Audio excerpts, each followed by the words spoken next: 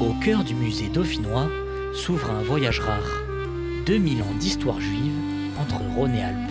Une exposition qui s'inscrit dans la longue démarche du musée, engagée pour raconter la diversité des origines et des cultures qui façonnent ce territoire. C'est une histoire qui est vraiment méconnue. C'est une histoire que nous avons souhaité partager à travers une frise chronologique sous la forme d'une bande dessinée. Ces illustrations réalisées par Anouk Glorieux permettent de voir à la fois cette question de géographie, d'extension d'un royaume, de tolérance ou au contraire de rejet de populations juives, mais en tout cas aussi ces temps où juifs et non-juifs vivaient ensemble. Si l'histoire juive ne s'est pas systématiquement transmise à travers des objets, le partenariat avec le musée d'art et d'histoire du judaïsme à Paris a permis d'apporter son expertise scientifique et de prêter quelques pièces. Grâce à ces contributions, des vestiges rares sont présentés, précieux témoins du passé.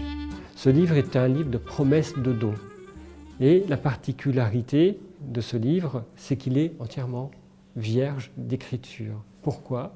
Parce qu'il s'agissait d'un livre de promesses de dons à la synagogue et à la communauté de Cavaillon pour la fête de Shabbat. Et à Shabbat, c'est le temps du repos hebdomadaire. Donc on n'écrit pas, notamment. Le chef de famille allait se reporter à la page où son nom avait été écrit au préalable. Et pour ne pas écrire, eh bien, il lui suffisait de plier une petite partie de la feuille en marge qui correspondait à la somme promise à la communauté. Le lendemain, un précepteur venait récolter la somme promise. Et en suivant les dessins d'Anouk Glorieux, le parcours nous conduit ensuite dans une pièce consacrée aux traditions de la religion juive. Des illustrations racontent les migrations, nourries par les souvenirs d'une douzaine de familles grenobloises. Des témoignages qui révèlent également une place essentielle de la gastronomie et des grandes fêtes, du Shabbat au Yom Kippour. Nous arrivons au terme du parcours de l'exposition. En réalité, un grand nombre de questions se posent. L'exposition n'apporte absolument pas des réponses à tout, et peut-être pose plus de questions qu'elle n'apporte de réponses. Et cela correspond peut-être à une forme de pensée juive qui est celle de la blague. Une blague très connue par les juifs. Et pourquoi, quand on vous pose une question, à vous les juifs, vous répondez par une question?